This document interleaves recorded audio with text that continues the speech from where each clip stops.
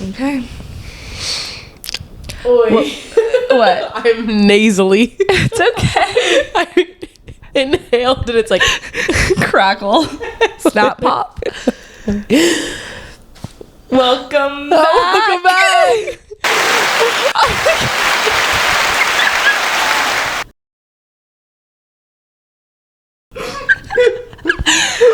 I'm actually drooling from that. What a great start. We're back. We're so back. I'm gonna turn myself up a bit. Me too. Hey guys, we're on the couch. Woo!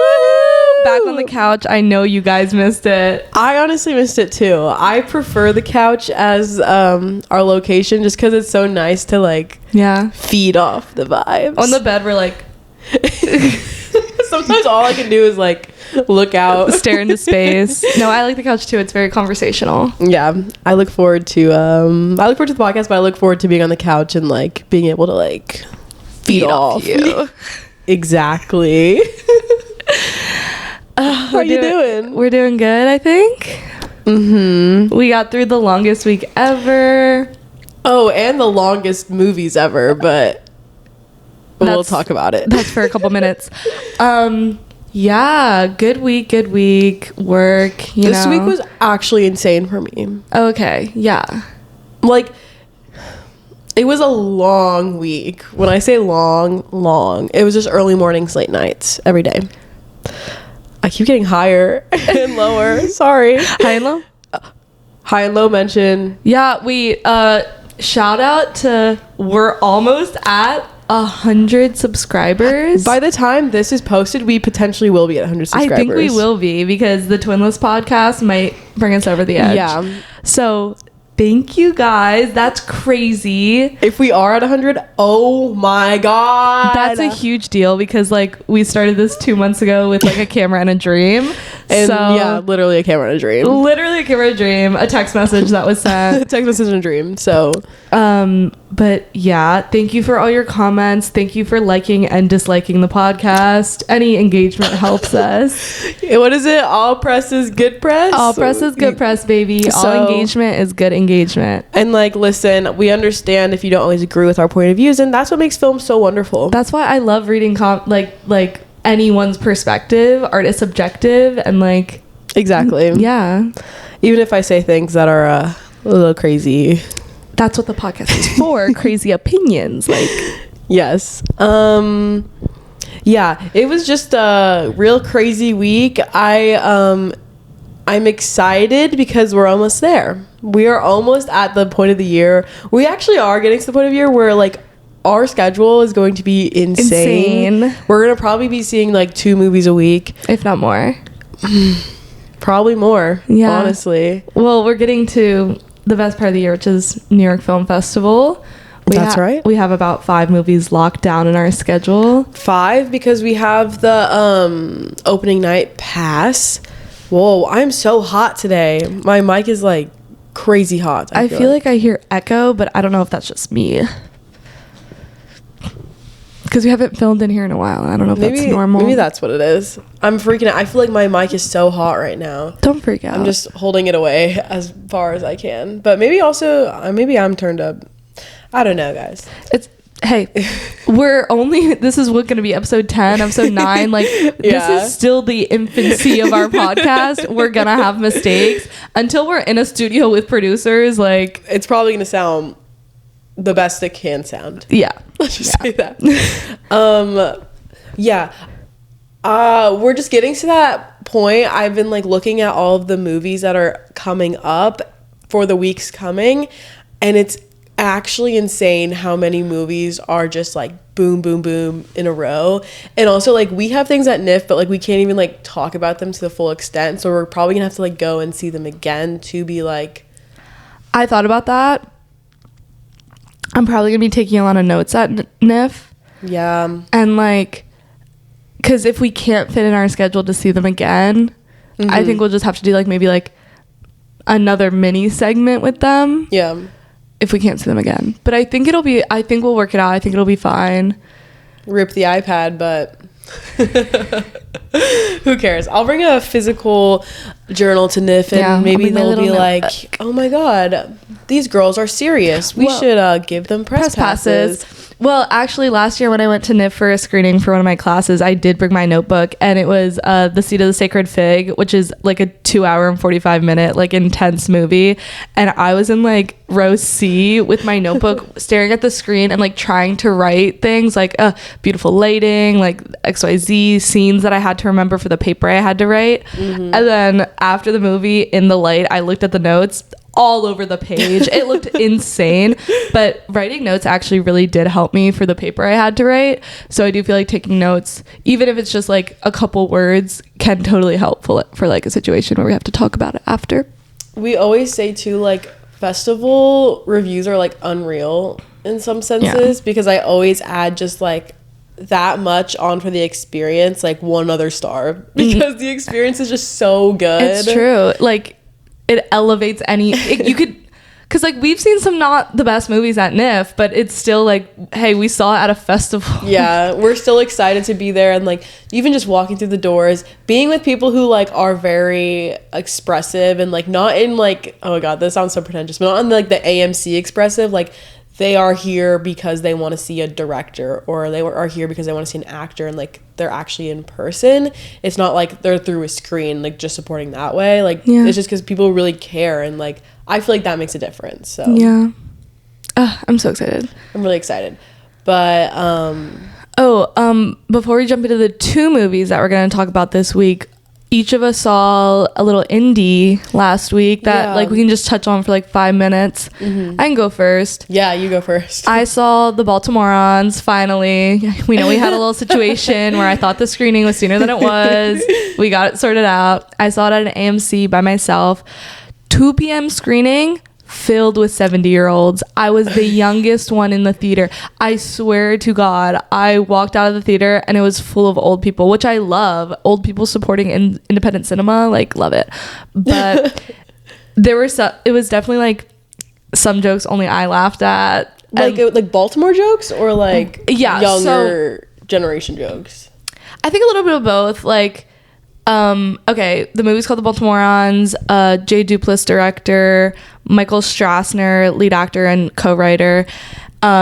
Very like cute, short, sweet movie with some like dark undertones. The movie starts with like a suicide attempt, so like that's the foot you're starting out on, and it's like, but it's a Christmas movie, so it felt very. This is a bad comparison because I don't like the movie that I'm gonna mention, but like, you know, the feeling that The Holdovers gives you. Yes, it's like that. Thought you were gonna say that. It's literally like a Holdovers-esque movie.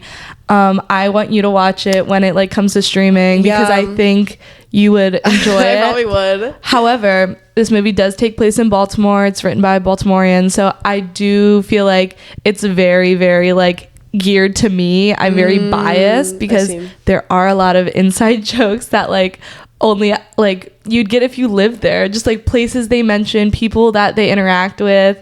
It's just like this movie was so for me, and I loved it. Aww. I gave it 4 stars. That's probably rating it a little high if you're not from Baltimore.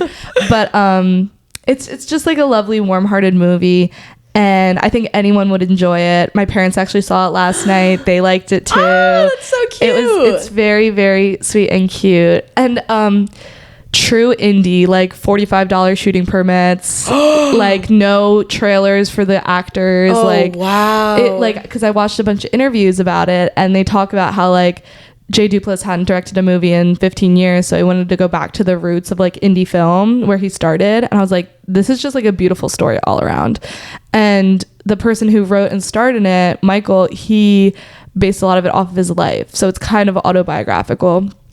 Not all of it, obviously, but yeah. And I stayed through the credits because I wanted to see if there were any like names I recognized in the credits, and like there were a couple that I'm like, oh, I know that place, and like I know that like where they shot that. And it was just like, I don't know, that's adorable. It was just like really like heartwarming to like see like a movie in I know Baltimore's not a small town, but like my hometown on the big screen. I felt warm and fuzzy. I always see like my hometown on the big screen, so I'm used to it being like great. That's the highway. The highway. The highway. The literal rolling hills. The like Hollywood. So like that's adorable. Well, they were in a neighborhood, and I was like, "This looks like Canton." And then they showed a street sign, and it was like Canton, and I was like, "I knew it, bro! Like, this is my town." That's was so awesome. Cool. It was so cool. That's awesome. But you saw Love Brooklyn. Okay, yeah. You just pulled up all these facts about it, and I'm like, hey, that's okay. I did a lot of research on this movie because I care a lot about it. Okay, yes.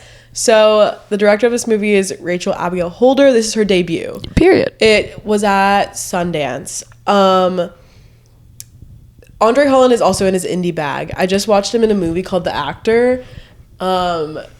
Truly in his indie bag, like weird indie bag. Mm-hmm. Andre Holland's like the star of this, and then there's 2 female co-leads, and they give pretty good performances.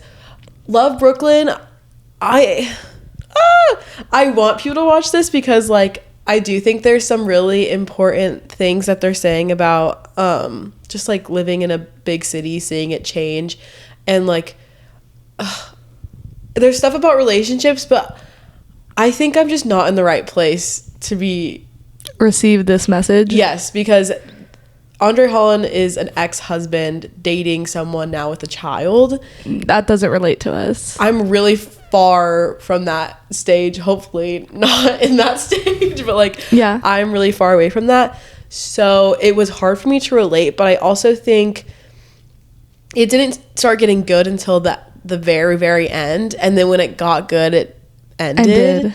And so that was really hard for me. But like, I do think there's something special here. It just needs to be like developed, and like there's promise for this director and writer, and yes, and like I don't want to like speak illy at all about this director, because Steven Soderbergh is literally an executive producer on this, which is really lit. And like I do think what she has to say as a female director is really promising and like is inspiring. It just needed to be a little more developed. It felt a little bit half-baked, but I'm seeing a lot of people actually go and see this, which is interesting. That's really good. It's cool, and I'm happy that people are seeing it, even if it doesn't fully connect with people. What she says about gentrification in Brooklyn is like extremely important, and like she relates it back to like relationships, which I think is really fun connection. Yeah, it was cool, and I was just sad that it ended when I thought it was already like beginning. Yeah. Andre Holland though, like I love him. I'm really happy to see him back on my screen, even if it's in 2 indie movies. At least I get to see him back. I don't think I've seen him since passing in 2021, something like that, really long time ago. So I gave it like 3.5, but it just sometimes it doesn't connect, and I think it will connect to other people. For me, well, the 2 movies that we're about to talk about, we didn't have like the greatest opinions on them. Like we didn't think they were the best movies of the year or anything. And I told some of my friends, because we did a double feature, like we saw 2 movies on Thursday night. See you next Thursday. See you guys next Thursday.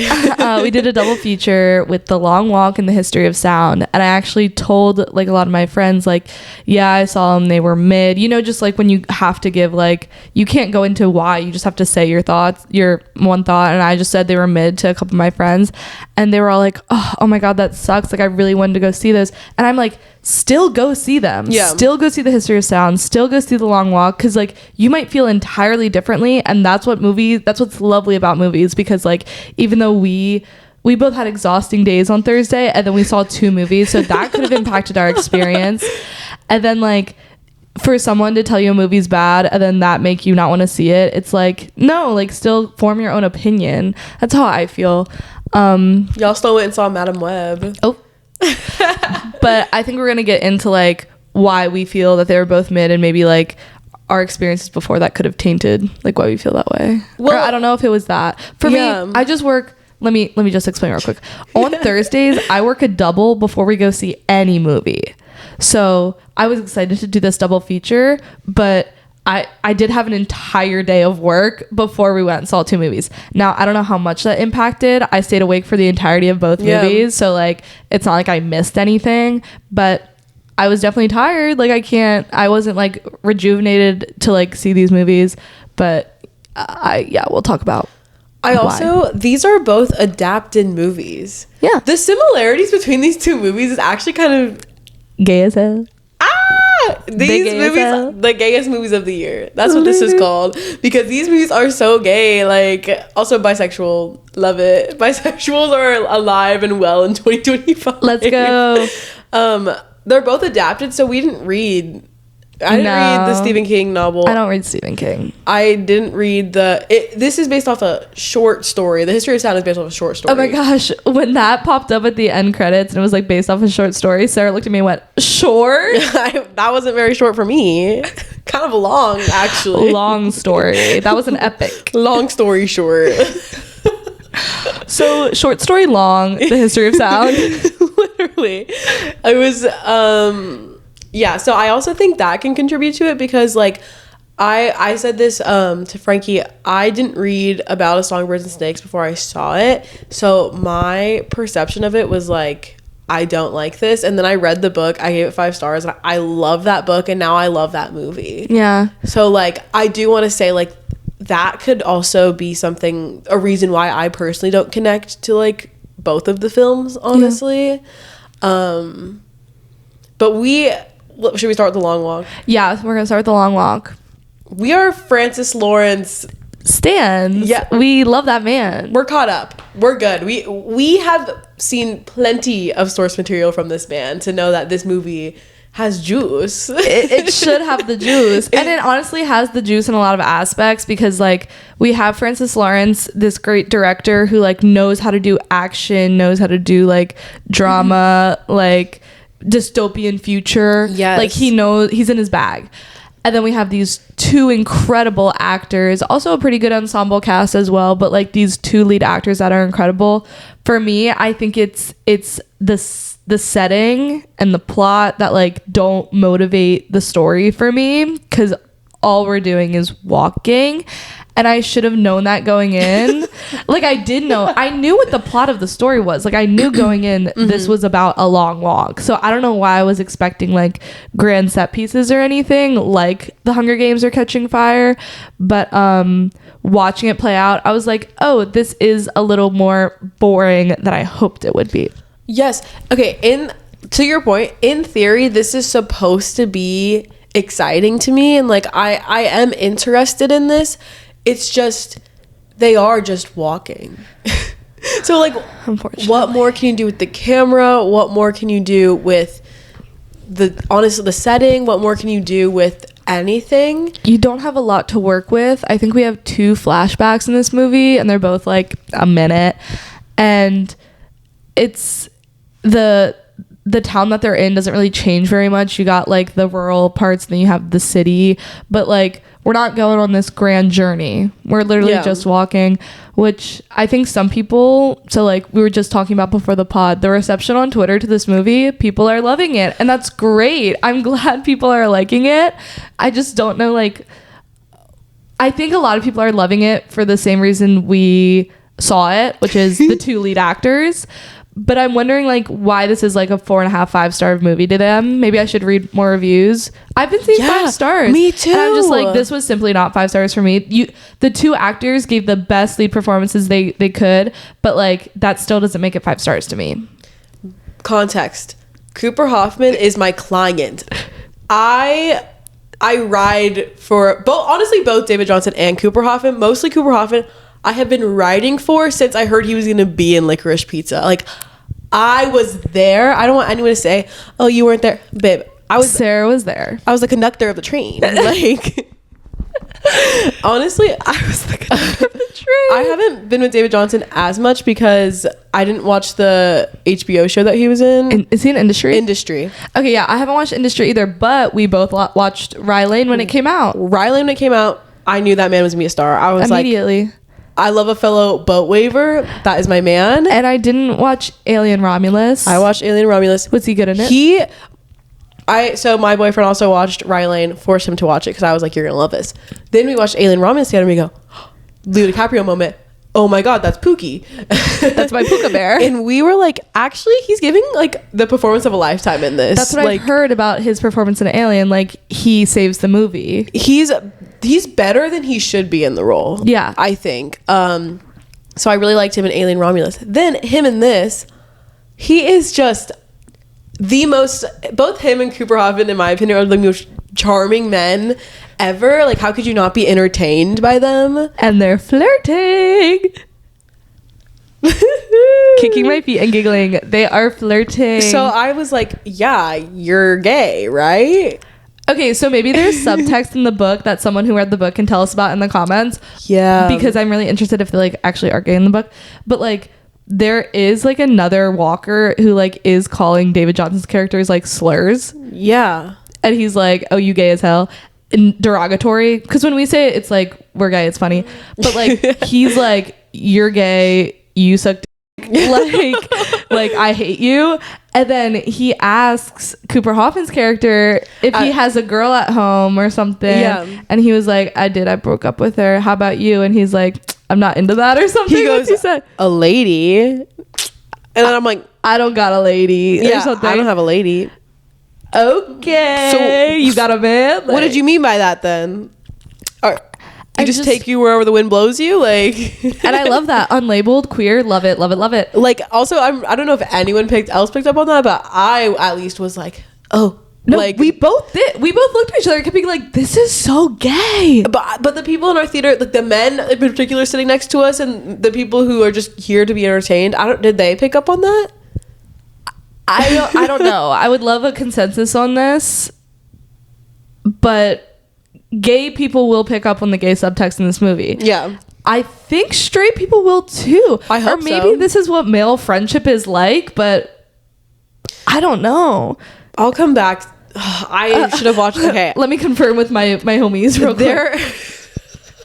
homie correspondence. Let me tap in. My straight male homies. Let me tap in, see if male friendship is gay. There's a theory online that two men in a movie have more chemistry than the female and male lead, and vice versa. Like, two women have more chemistry than like the. You've told me this before. Yeah. Yes, I told you like right after the movie, and I was like, I'll watch the video. But like, there's a video about it that I don't want to like start speaking about because I haven't seen it and I don't know anything about it. But just hearing this theory, it makes sense because even in the trailers for Superman, bringing back Superman, even in the trailers for Superman, when we saw like that clip of his dad and him talking, I was like, they're gay. Like, that's gay. Wait. Or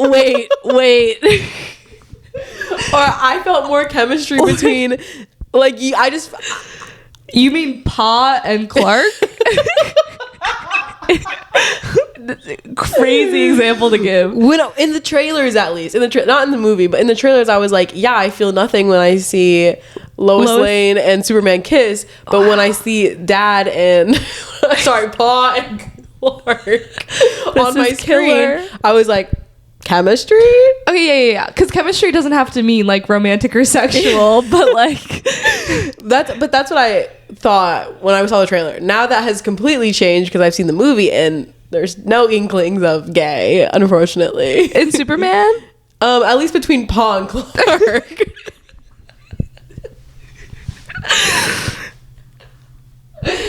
But I'm just saying there's this theory about it, and I felt that theory full force in The Long Walk. Got it.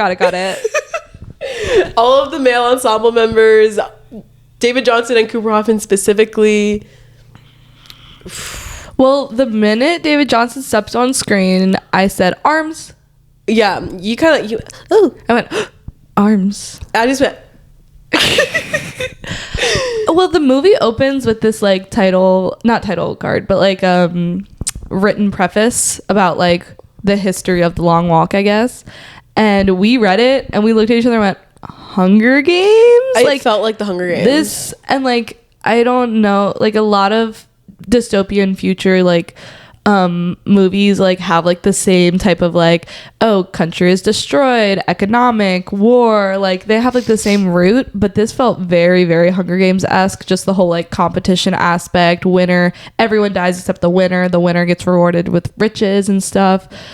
And I was just like, this is so Hunger Games, and I can't remove that from the plot. But yeah. What was I gonna say? I was about to say, low-key also quite prevalent. We are in a recession, if you did not know. Yeah. If you don't live in America, we're in a really bad recession. I think that's why a lot of people are also like liking this movie, because they feel it's very timely. I see. Yeah. Yeah, that was the first thing I noted. I was like, okay, in Cat's Eye Gnarly, Laura goes, oh, we're in a session tonight. But I always say, oh, we're in a recession. Oh, we're in recession tonight. Gang, are we going out tonight? Because I think that's funny. Yeah. So I literally was like, oh, we're in a recession tonight. Going to the movies. Oh, we're in a recession tonight. That's literally what I thought when I first saw it. Well, I'm not going to speak too much on this, but this is timely in another way. Now, the first instance of someone not... Okay. The first instance of someone failing to walk and they get their ticket... Yeah. I don't know why they call it that, but that means... Context, please, because... Yeah, I don't know why they know why it's what the ticket is going into? That's what I want to know. Oh, I didn't even think about that. I think they do know, because there's only... When they know when it's the two left, like where else did the rest go? They must know what the ticket is. But it's nice for us because we can say ticket and not have to censor a lot. So anyways, when the first person gets their ticket, they get their head blown off. That is very timely if we've been seeing a video around social media recently. And when I saw that on my screen, I literally was like, oh, I literally just watched this on Twitter yesterday. Oh, I just saw that today. And that's all I'll say about that. And then it was a title card, which very fitting. That's crazy. I didn't even make that comparison. Well, bro, that was when it happened, obviously the entire theater gasped, because it's kind of a very gruesome... you just don't think they're going to show it, and then they show it. And they show, like... all of it. No, literally, like all of it. I was like, cut away, fantastic, love it. And then it showed me, and I said, oh! And honestly, they do cut away for a lot of the other tickets being given out. Yeah, you're right. Or it's like out of focus, or we're in a wide shot. But like the first one, I think it's very like they did this intentionally, close up. It's incredibly gruesome. This is what you're in for. This is what happens if you do not keep up your pace. But that just reminded me of the video that's been floating around on social media the past couple days. Also, no one mourns the wicked. That's all I'll say. That's all we'll say. Anyways, that low-key though is what we get for the rest of the movie, in my opinion, is just that over and over again. Ticket, we're having a conversation. Ticket, having another conversation. And like some of the conversations are like I like them. I don't know if they're really saying much to me personally. Like they're deep, but not at a level of deepness that I personally am like really drawn to, or like I'm like thinking about my life. You know what I mean? Yeah, and we kind of start kind of in media res. We're starting right at the beginning of the walk. Yeah, we have no context of these characters prior, so the entire walk, these deep conversations are just like interactions between these people. We're learning about the characters and who they are. So we're using actors' names, but let me look at the characters' names, I guess. We're learning about Garrity and... McVrees. What was his... Ray? He had a first name. Bro, he had a first name, because no one called him McVrees. David Johnson. Okay, yeah. So, like, we learned that, like, Garrity's dad died because... or he was basically executed because he was... sharing information about like pre-war culture and like art, which is very very nice, very heroic. Yes. And then we learned that David Johnson's character's history is he's basically like an orphan, right? Yeah. And that's really, really sad. And then we have some other characters. I found a lot of these other characters, obviously they're to contrast the two incredibly charming leads, but I found a lot of these other characters really annoying. I don't know if you felt the same way. Yeah, like low-key, yeah. I felt Olsen was pretty annoying. And I know that was his point. I know his whole thing was to be like snarky and like talkative and like trying to be the funny guy, but like none of his bits made me laugh. And the only parts that made me laugh was when Cooper Hoffman was like, shut the F up. Like, you're so annoying right now. And I was like, period. Tell him. Because he is being really annoying right now. Get him. That's so funny because I'm seeing so many people praise him on Twitter, too. They're like, let's not forget about, his name is Ben Wang. Let's not forget about Ben Wang's performance. And I'm kind of like... Well, I am forgetting. Well, honestly, I was thinking about Cooper Hoffman and David Johnson's performance the entire time. But you're right, I guess. Well, he is going to be in Sunrise on the Reaping. And he's playing... Wyatt. He's playing Wyatt. I'm gagging. Did you not know that? No. Yeah. This is no hate to this actor because he's probably an incredible actor. He played annoying really, really well. Good job. Great job. I was just really annoyed at the character, and I think that could have been a point, like the point. But I don't love being super annoyed at people during the movie. Curly. I feel like the character of Curly wasn't like explored enough. He got his ticket pretty quick. Yeah, he was the one that fell, right? I think it's just like he was clearly supposed to be like the lovable young one, and I didn't get to know him. I didn't care about his ticket very much because I didn't get enough time to know him or to like fall in love with him. I agree. Yeah. There were some annoying people too. Oh wait, I keep saying that. I'm sorry. There's some annoying people in this. Well, like I mean, like actually annoying. The guy with the long hair who kept like Barkovich, bro. I liked his character more than some of the others, but he was clearly like he was like creating tension within the entire squad. The tweaker. He literally the tweaker. Like he was tweaking out. I will say, probably in the book, this is much more deeply written and explored. It was just really hard for me to feel attached to anyone. Yeah. Because we don't know, like, we just don't know anything about them, and it's really hard that like this movie has to be explaining things, I feel like, because like film is a visual language and medium. Yeah. But instead, like, we have to keep explaining things because it's not a book. And that's why I feel like it probably is a great book to read. Probably. It's probably really fun and really like engaging. You want to flip the page. But like when we're watching, like I think you might have said this earlier, there's not much to explore filmmaking wise, just because we have all these 2 shots of people talking. We have these wides of them walking. There's a couple shots of their like feet and stuff, which is like cool and interesting. But there's nothing super fun we can do other than that. Yeah, the body horror like aspect of this is cool. Mm-hmm. It's just like they get their ticket, and then after they get their ticket, they're gone. So yeah, and there are a lot of different ways you can get your ticket. Like one person literally like ran up and grabbed a GUN from one of the officers and like shot one of them, and then he got. So like that was an interesting one. Someone like broke their ankle and fell. That was brutal, but I liked it because I got to see that. You're so gross. You're disgusting, Sarah. I like. There's some nasty things in this. Well, you were just about to say, I think, what I thought. I don't like poop humor. Manure. Yeah, I don't. And it's not even like humor in this movie, but like. Poop in general, I don't need to see that on the big screen. I'm sorry.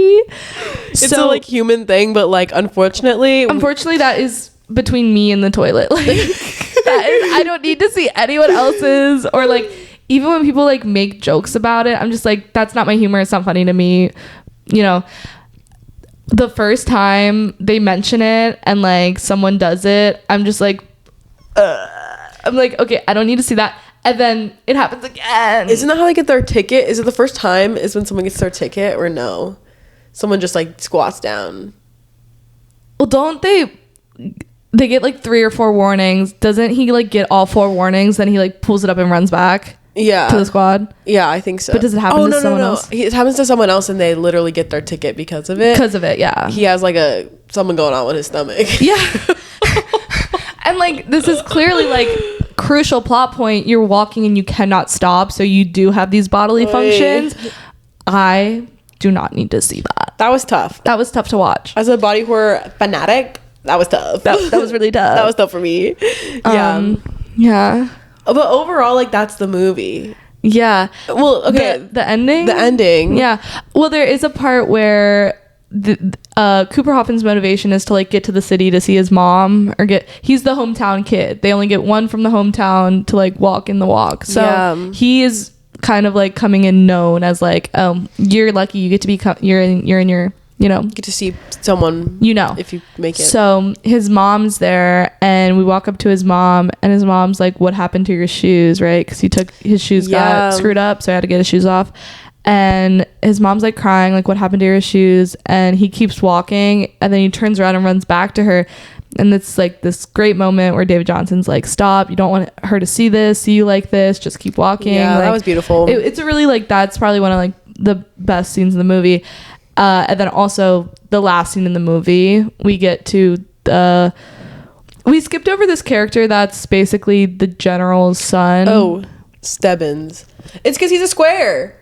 That's why we skipped over him. He's such a square. Like, he's like the typical like archetype of like, I'm strong, burly man, and I'm gonna be like what are they called? The careers. The careers. Well, as soon as we had the everyone getting their tags like, with the number on it, as soon as he walked up and the general, that's not what he's called. What's he called? The major. The mayor. Yeah. The major. As soon as he walks up, the major says good luck, and he was the only one who said good luck to. So immediately I was like, that's his kid. Like, he's really, like, I knew, and maybe that's clear to everyone, but at least to me, I was like, that's his kid. I was like, it's either Cooper Hoffman or him. Yeah, that's his son. And so he's actually the third. He lasts the longest with our two main guys, right? He gets sick, and that's how he gets his ticket, but he just stops. He's like, well. Yeah, and he's like, I never get allergies, and of course, as soon as I start walking, I get sick. And it's like, well, yes.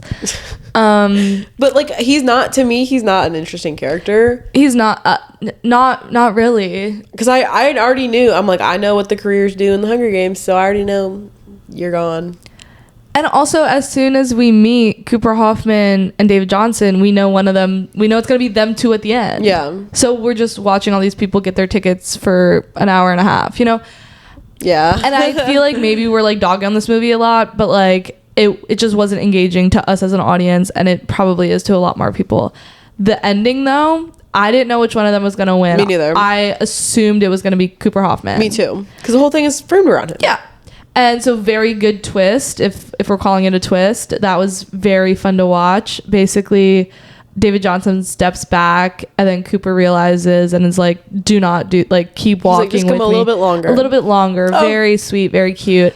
And then David Johnson's like, okay. And then he doesn't notice Cooper Hoffman stopping, and then boom. And I think it's like actually really prominent why he does it, because it was always out of revenge and not for like actually a good reason. Yeah. So I think in that sense, when he realized that, he was like, you know what, this isn't like why I came here, and I don't think that it's not for the right reasons, basically. Yeah. And so I think that's why he thinks, let me let my Pookie Bear win. But then David Johnson just does what his wish was. Yes. Which I think was a good, it turns everything on its head, because if Cooper Hoffman did it, it would have been out of like revenge. But when David Johnson does it, it's more like he has been I don't know, they have all these conversations about why he thinks it's the right thing to do and why he doesn't think it's the right thing to do, and he's basically being I think Cooper tells him like, you're the light, like you're so like, you've got something in you that's really beautiful. But Cooper explains to him how this is like a broken system, and like this happened to my father and this shouldn't have happened. And having David do it, basically, like, it's really powerful. It's kind of more powerful than if Cooper did it. Even someone out of love can still see that like this person wronged someone they care about, and it feels like once you wrong someone that he cares about, like he's almost winning his like wish is, because everyone he loves is gone. Yeah. So his wish is like, great, okay, now my friend is gone, you're like, done. My friend sacrificed himself for me, so I'm gonna do the thing he wanted to do. Yeah, it all just makes sense, and I was pretty happy with the ending. But then the movie ended, and we looked at each other, and we were like, okay, oh, that's it, okay. And then we got Chipotle. I also think that like him just walking away, like I wish I knew what happened after. I know that probably doesn't happen in the book, but like that, I feel like it just started to get a little interesting. Yeah, in my opinion. It's not called The Long Walk, and what happens afterwards, it's just called The Long Walk. So exactly, I can't like. I'm really curious where they filmed this, because it was low-key giving like middle of nowhere. It was I was watching, I was like, this is kind of Virginia coded and kind of like, I don't know. I should have looked it up where they filmed it, but there are there's some really good interviews talking about how like they actually did have to walk, and like it was very exhausting for both of them. And Cooper Hoffman decided to take a role where he has like a deceased father, and like having to like have these monologues about like missing his dad and what a great person he was. That's really sad. It really pulls on the heartstrings. But Cooper Hoffman has a couple other movies coming out soon, and I'm really excited to see what he continues to do, because obviously he's clearly a great actor. Same thing with David Johnson. I see people on Twitter being like, this guy's gonna win an Oscar one day. Totally deserved. Like, they're giving him like rising star finally status. Yeah. And I'm like, both of them to me are so magnetic. They are the most entertaining men in my opinion, right? Like working, or they're getting up there to me with the level of like, they're just so charismatic and some of the most entertaining people that I love to see and watch. And like, I know I'm going to get a good movie when they're in the movie. Yeah. And I think they did the best they could with what they were given. Of course. Honestly. Yes. I mean, I give this movie 3 stars, which is not a bad rating. It's just like, this was an all right movie. Don't think I'll watch it again. I hope people do go out and see it, because you should support these young actors having incredible performances. But it probably is really entertaining to other people as well. They're probably gagged. Yeah, like we just weren't. We just know too much of Francis Lawrence discography. So discography. What is it called? Filmography. It's okay. Good one. And then we took a little breaky. We got Chipotle, and then we ran our butts back to AMC for our like 10:30 screening of The History of Sound. Now, we did walk into the movie and it had already started, but I don't think we missed anything. I don't think we missed anything. I think we walked into the first frame. I think we literally walked in the first frame, because I think the only stuff we missed was like the production company logos. Like, truly. Me too. Because we got the entire beginning. So The History of Sound, this is with Josh O'Connor and Paul Mescal, directed by Oliver Hermanus. Yes. I watched Living before this, so I could get a feel for what I was walking into, because Living was kind of critically acclaimed. It was being talked about a lot the year it came out. Yeah, I watched it because I was just like, great, haven't seen a film by this person, let me watch this. Will say that movie is so beautiful, and the cinematography, especially in The History of Sound 2 and Living, it doesn't miss. Like, I low-key knew walking in, I was like, this is gonna be pretty. This movie is beautiful, and I think that's a lot of what it has going for it. I hate to say that, but yeah. This is a movie podcast, like, and once again, we're not journalists, we're film, like, people, like, yeah. So I think a lot, like you just said, film is such a visual medium. A lot of our enjoyment of it comes from what we're seeing inside the frame, and we can also talk about writing and acting and all the other aspects of film. But like, for me, I think this story wasn't very intriguing to me. The performances were pretty good, but the cinematography was beautiful, and that was the best part about it to me. Me too. I did cut you off. Did you like Living? I did. I did. I remembered why I didn't watch it. It's because I get really sad when old people. Like, it's a story about someone's end of their life. Like, that is sad. Crowd pleaser. Whew. I'm so happy about that. Yeah, it did make me sad. But I kind of knew what I was coming in for. I'm trying. Nothing is coming to my brain. My brain is not working. That's okay. But there's just better gay queer romance stories that do this better, in my opinion. Red, white, and royal blue. No, I'm kidding. Love, but love. Like, nothing is coming to mind.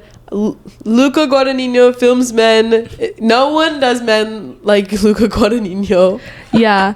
So my first instance of what's going on here in this movie was, I think Paul Mescal is supposed to be playing like a 20-year-old. And unfortunately, he looks 40 the entire movie. Bro does not change. Bro's a vampire in this. Bro looks old in every iteration of this timeline. Now, for some reason, Josh O'Connor, I can see him as like a 20-year-old. He can like sort of play it off. Yeah, like whatever they did to his grooming, I just like I could see him as a college student. But Paul Mescal, he's got a face. Like, I was telling Sarah this right after the movie. In Normal People, however many years ago that was, he could play a high school and a college student. He can no longer do that. It's a little bit like Read the Room, babe. Yeah, and I think a lot of people are going to go see this movie because of the two lead actors. And I think, once again, you should go see movies. It doesn't matter your reasoning to go see it. And I like these two actors. But I don't know if their performances did anything grand to me.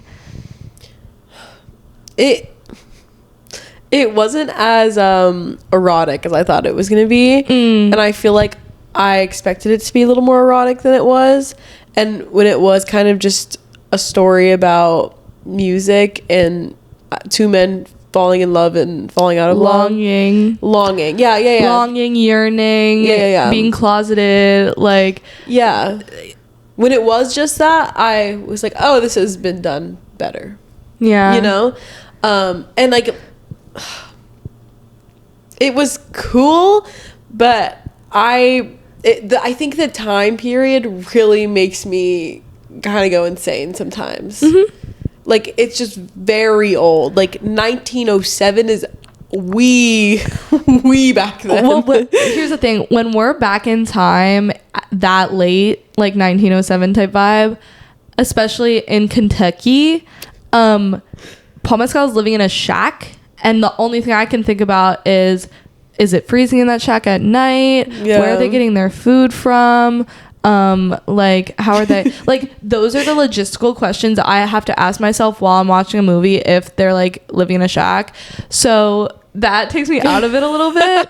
I'm like, it's definitely freezing in there at night. He leaves his sick mother. Who the hell is taking care of that woman? Like, Grandpa. No. and we walk in and she's what? Decaying on the bed. Like, I don't know. Mama's gone.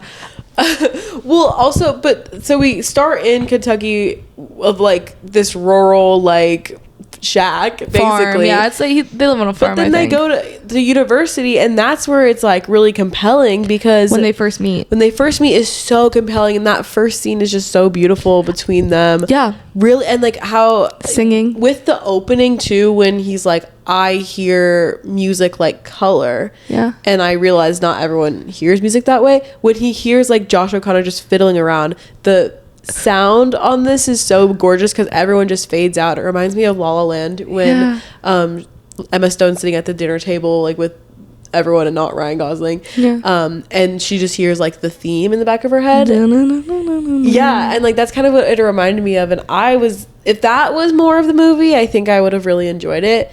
But unfortunately, we go back to the forest.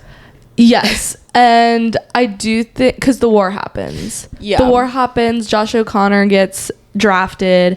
And then he has to go back to, Paul Mescal has to go back to Kentucky. I wish there was more Josh O'Connor in this movie. Because he is great. And we only get him for about, I don't know how long the movie is, but I'd say like 1/3 we have Josh O'Connor in it, which is really sad because the best scenes are when they're together, their chemistry. And I know it's about longing. I know it's about not knowing where this person has gone. And what we learn about them is like really upsetting.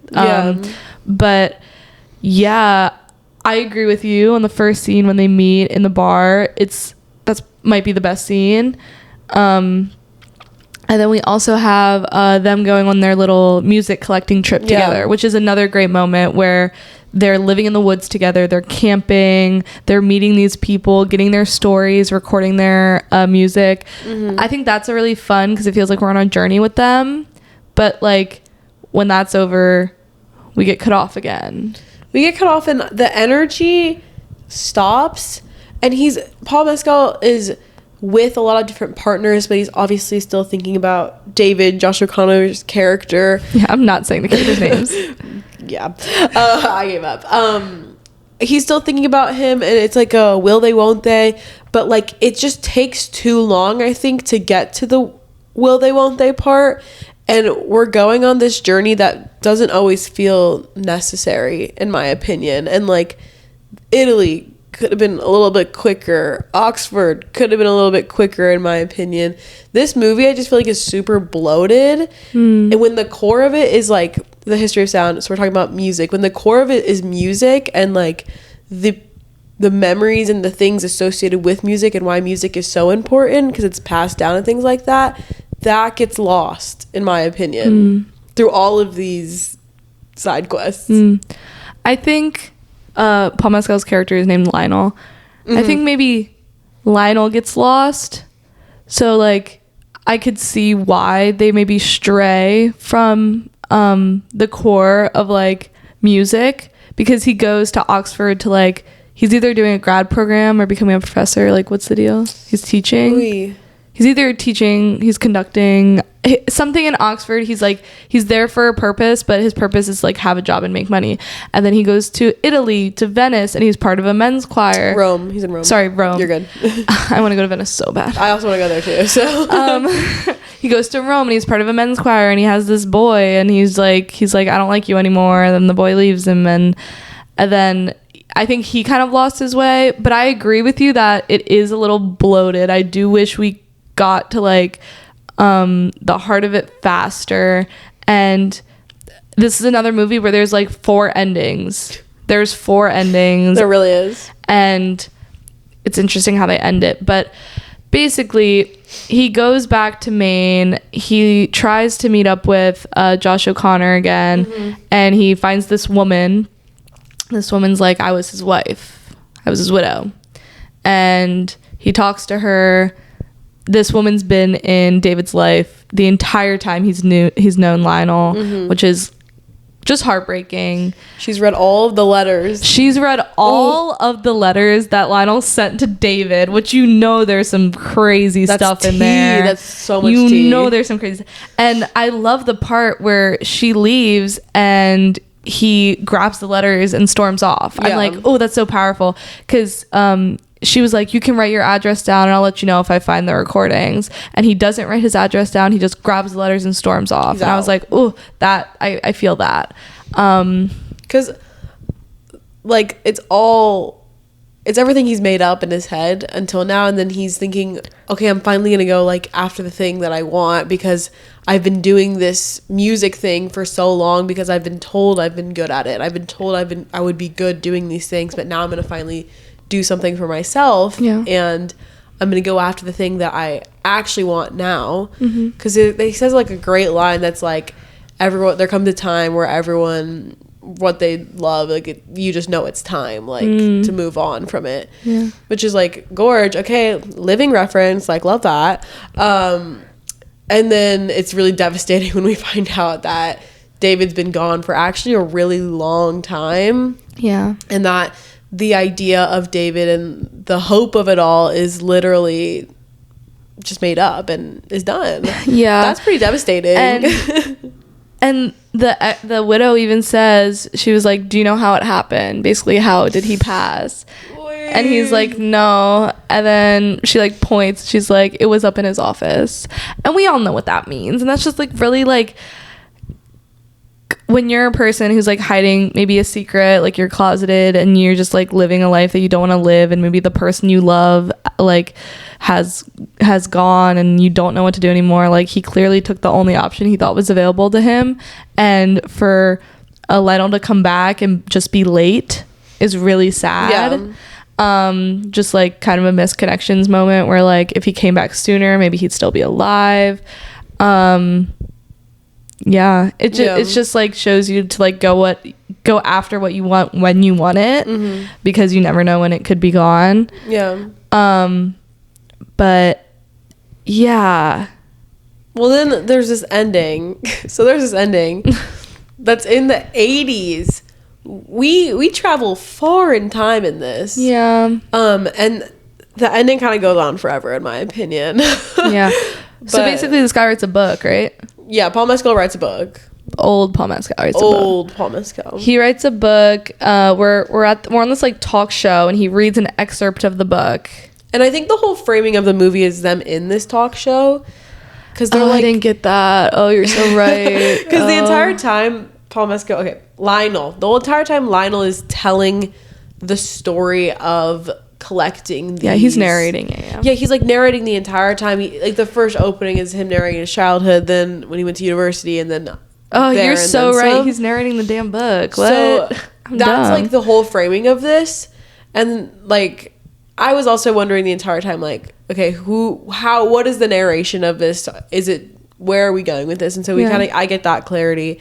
And then it's the 80s, and they're talking about how music like moves people, which I'm like, yeah, feel that way. Totally love music. Yeah.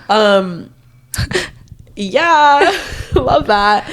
And then I feel like it's gonna end, and then he receives a package from someone. He's like old as dust at this point. Old as dust. You about to croak over. Literally. And it's the like, what are they called? Canisters? Yeah, canisters. They're like the canisters of music that Lionel and David collected on their trip. Yeah. And he plays this certain one that was like really beautiful, and like brings instantly when he hears it like brings him back. And I think that's a really beautiful moment. It is. But then he finds a canister that says for Lionel. Oh yeah, I forgot about this. Devastating. And it's like a voice recording of David talking. Yeah. I feel like it's like his last moments. I could be wrong about that. Oh, I didn't even think of that. It might have been right before he it's also there's a part in this where Lionel and another character are singing. They're on their trip, and Josh O'Connor just steps outside and he starts crying. Do you remember that? Is it when he puts the feathers back in the he puts the feathers back in the pillow. So there's great scenes in here, and I think there is chemistry between the two characters, and like I am like Josh O'Connor picking up the feathers while they're hiking through the woods and like collecting them in his pocket and then stepping out to put them back in his pillow. Like that's such a specific show of love. That like I think is really beautiful. Yeah. And then him crying, it's hard for me to like know if like, okay, this is his last moment with Lionel, that's why he's upset. He knows it maybe. Because then even when they're saying goodbye at the train station, he starts crying, his hands are like shaking. And so like I wonder if this is just like he knows this is the last time and Lionel doesn't, so that's why it's so upsetting. It's hard for me to pick up on I don't know though. Yeah, you're bringing up a lot of great points that I didn't think about while I was watching the movie, which I guess it wasn't clear to me, or maybe I wasn't thinking hard enough. Because it's still not clear to me though. Yeah. I forget where this scene lies in the movie, but when Paul Mescal is in front of the campfire. Oh, that's after his father's passing. And that's before he leaves for the trip with the music. Yes. It was a funeral-esque. Yeah. So that happens. There's this campfire, and Paul Mescal walks in front of it. And I think this is like visually the most beautiful part of the movie. Definitely. Like it's just like incredibly stunning. And does he dance? He's dancing in front of the campfire, and it's like really, really beautiful moment. Remind me of The Brutalist at like that last frame where he's in the fire, like that, but it's like much more like dancing, cinematic, beautiful. Yeah. I do think that a lot of the singing is wait, sorry. Paul Mescal with a Kentucky accent is a really funny thing to me. Just had to put that out there. And then Paul Mescal and Josh O'Connor sing. I think it sounds good. I enjoy folk music, but it's not like my thing, you know, like agreed. Like but I think a lot of the people that they go to record in Maine, incredibly beautiful. How they casted these singers, I don't know, but like that's like the best singing in the movie, I think. Like Paul Mescal's good, but like for him to be like a prodigy, I don't know if like that's really lining up to me. I'm a little like, whoa. Yeah. 1907, maybe men didn't have pipes, but maybe that's good singing in 1907, but like he does his best, I think. I mean, did he used to sing on Phoebe Bridgers' songs, like in backing vocals? Or am I making stuff up? I might be making stuff up. That would be kind of cray. I will say, okay, my basis for like real people humanistic singing is La La Land, so I'm going to say that. So like Emma Stone and Ryan Gosling, when they sing in La La Land, I love it. I think it's gorge. When Josh O'Connor and Paul Mescal sing, it's pretty good. It's not like the humanistic kind of like thing that I love. Yeah, I do think I'm like, they are playing characters. Yes. The thing about folk music, though, that I think is attributing, helping with the singing in this movie from those two is their voices blend together pretty well. And there are just some like aspects of folk music that I think like the notes that are in it and like the way the music, it's very human. So you can basically like talk sing it. Yeah. Which I think helps a lot. And I think folk music immediately brings out like you feel it. I don't know if that's for everyone, but for me at least, like it's just so authentic. Yeah, it's a very authentic form of music. So I think that helps a lot with like being okay with who's singing it. Now, when we get to the end and he plays the first canister, we hear a song that we had a scene of like 40 minutes prior or whatever. And that's like the most beautiful singing in the movie, I think. Definitely.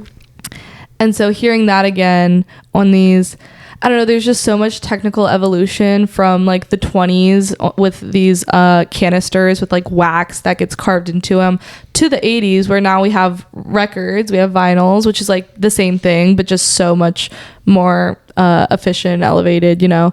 But he has to put this old form of physical media into this old player to hear it. I think that's like a fun evolution that like we see from the time jump. Cool, I don't know, cool connects stuff to the title too. Yeah, history of sound. There you go. Because like going into this, I was like, why is it called the history of sound? Well, it sure gave us a history lesson. I mean, their little music trip is just archiving. Like this is purely like just they archived folk music from these communities who we wouldn't know otherwise what they were singing. Yeah. So I like the message, if that is the message. I just I'm not intrigued by it. I'm not intrigued by the story of doing that or frankly Lionel's life. Not interested in the country boy. No. He does screw over this woman though. Yeah. In like a crazy way. Really badly. He a slut. Yeah. Bisexuals are back. What's he do to this woman again? He like meets her parents and meets her family, and then he's like, actually I gotta go. Like I can't, I'm moving away from here. And then she's like, what does that mean? And he's like, bye. And she's like, I can come with. And he's like, no, actually, you're gonna stay here. I'm good. So interesting. Random side thing. Paul Mescal lays on the ground a lot in this movie. Yeah, he loves that ground. And I'm trying to figure out what that means. Is it because like that feels grounded to when he was with David? Or like maybe when they were camping they were sleeping on the ground a lot? He looks pretty in the light. There you go. It makes for some beautiful shots. It makes for some beautiful shots. I don't know. Maybe that could be.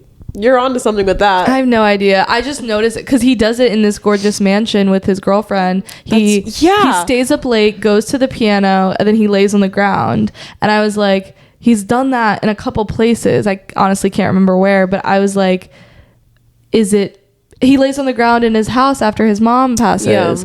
So he's like, I don't know if that's his way of like connecting to the earth or like being grounded, or I think it must have something to do with David. Probably.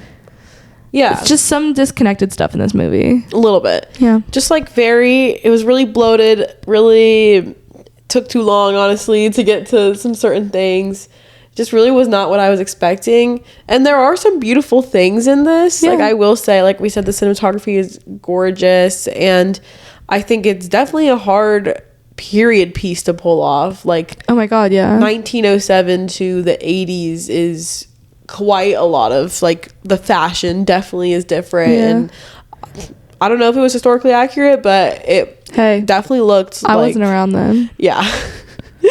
A lot of work went into creating this, obviously. It just like really didn't land for me. Also, it was pretty late at night when we saw this, so yeah, we got out of the movies at like 1:30. Yeah, I was getting a little antsy for sure. Well, when there's 5 endings, you're gonna get antsy. Yeah. Pacing an issue. Like maybe that was a little bit a little bit too long on things. But it was just funny that both The Long Walk and The History of Sound were so gay. Like, I really wasn't expecting that. Also, like, 2 really, like, big male actors and then duos presenting themselves in both of these movies. Like, that made me laugh. Yeah, they were very connected in that sense. And I still think people should go see them.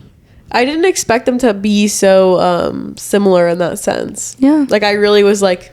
Oh, we're going to see 2 different movies, yeah. I was like, how are we going to connect these? But we don't need to connect shit. Didn't have any trouble with that, though. We honestly didn't have much to do. It kind of laid itself out for us. Yeah. So. And this movie in New York, I don't know if it had show times after Thursday. The History of Sound? Yeah. When I first checked and when I was getting our tickets, there was no showings on Friday. Interesting. There's only showings on Thursday. So maybe you can't see History of Sound yet. They added showings, though, to Thursday, so I didn't check if there was anything beyond that. Maybe there was, but this is, like, not, like, a wide release. This is limited for sure so far. Sorry we spoiled everything in both movies, whatever. My bad. But Josh O'Connor has like 3 other movies coming out this year. Yeah. So I'm very excited for that. We got The Mastermind, Kelly Reichardt. We have another Knives Out movie with him in it, Wake Up Dead Man.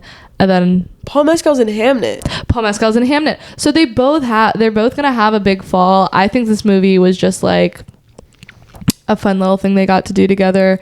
I don't think it's gonna go very far in any sort of awards conversation, but played at Cannes. That's cool. It's very cool. It's very, like, I'm happy they did this movie. I'm happy they did it together. It felt like a weird, like, crossover because, like, Paul played gay in All of Us Strangers, and then we have Josh O'Connor in Challengers. It just felt like a cultural crossover of these 2, like, sorry if I'm being like no, that's funny, grand about this, but that's how I feel. No, it does. Of these 2, like, basically white boys of the month. Our white boys of the month doing collab. Our client list. These 2 boys in our client list collabing. Very, very cool. They're both excellent in Challengers. Well, not Paul Mescal, but Paul Mescal was excellent in Challengers. No, Josh O'Connor. They're both excellent in their respected gay movies. No, yeah. Paul Mescal is freaking fantastic in All of Us Strangers. Is an incredible movie. If you haven't seen it, please go watch it. That movie is actually insane. That movie is supposed to be what every single movie is supposed to be. I haven't rewatched it since I saw it in theaters. Don't know if I ever will. I kind of want to now. You got me kicking my feet. It really broke me. Like, my soul, my heart was broken. I was sobbing I'm so happy I saw it with nobody that I knew. Sobbing. But Paul Mescal's amazing in that. I think Josh O'Connor is amazing in Challengers. So, like, they're in their respected gay movies. They ate in their gay movie together. Okay, they nibbled. They much fun. They got their check. No, yeah, you got your check. But yeah, I'm very excited for Hamnet. Very excited to see what Paul does with that. People are saying Oscars. I believe it. The way people are talking, I have not seen a bad review about Hamnet. Like, you know what I also haven't seen a bad review about? What? One battle after another. One battle after another. What battle after? Oh my god. Well, we're seeing that in 2 weeks. Oh, okay. People are raving about Hamnet and One Battle After Another. They are erasing what we have said about the previous movie this year that is currently everyone's number one. Yeah, a lot of people are cinephiles, at least online cinephiles, can do this annoying thing where they pick a movie and they go crazy about it. And I think go crazy, like hyping it up, high expectations before anyone has seen it. And they're doing it with One Battle After Another. It's kind of the same way they grasped onto like Dune 2, I feel. And like they just, it's this certain subset of Twitter people that just get really, really annoying about movies. And none of us have seen One Battle After Another yet, unless you're a critic or press or you went to an early screening. Like, and they were annoying about they're just being really, really annoying about it. And you're making me want to not like the movie. But, you know, I'm going to go in with my open mind, as I always do, not let anyone's opinions affect mine. But, like, y'all are annoying. It's actually rubbing me the wrong way also. I'm going to be completely honest. Well, like you were saying, Sinners, like, people are just completely, like, everyone since the beginning of the year when Sinners came out, they've been like, Sinners is number one movie of the year. Best movie of the year. And then you see One Battle. Well, I see someone tweet, they're like, we had our fun at the beginning of year, but like the real filmmaking is back. Real cinema is back. The end of the year is going to like be the real thing. And I'm like, honestly, it's a little racist in my opinion. Well, let's think about if One Battle After Another came out in April, everyone would be really hype about it, be hype about it all summer. And then if Sinners dropped this month, everyone would be like, oh my God, Sinners. Like we were in April, like just the role reversal of it. And like, I don't know, Sinners is still my number one of the year. I don't know when it's going to move or if it will move, but like, I don't think One Battle After Another is going to take Sinners. I'm sorry. We'll see when it happens, but I just don't think that's happening for me personally. I like don't want to say anything because I don't know. I really love Sinners though. It's like classic in my household. It's top tier in my opinion. It is just like absolutely so inspiring. It's just really rubbing me the wrong way how people are framing this and how they instantly are just jumping onto one thing and just like acting like Sinners never happened. Mm-hmm. And it really just rubs me the wrong way. Your favorite white director releases a movie and guess what? Like the beginning of the year never existed. And like, you don't care about anything else. It's just like, it's icky in my opinion. Yeah. And I just don't like that it's. Well, they need some sort of marketing for this movie because we know damn well it's not happening any other way. Like, I'm glad like PTA heads are really loving it. I'm glad you're hype. And they're like, he could be winning an Oscar. He could be winning his Oscar. And I'm like, we'll see. We said that about Licorice Pizza, guys. I remember when y'all said that about Licorice Pizza. Listen, I love I was driving the train. Like I was the conductor of that train because my Pookies, Alana Haim and Cooper Hoffman were that train. But it's just really interesting. I'm excited to see Hamnet too. That's why I'm still trying to remain very like, I don't know what my number one of the year will be because I'm just hearing incredible like glowing reviews about Hamnet.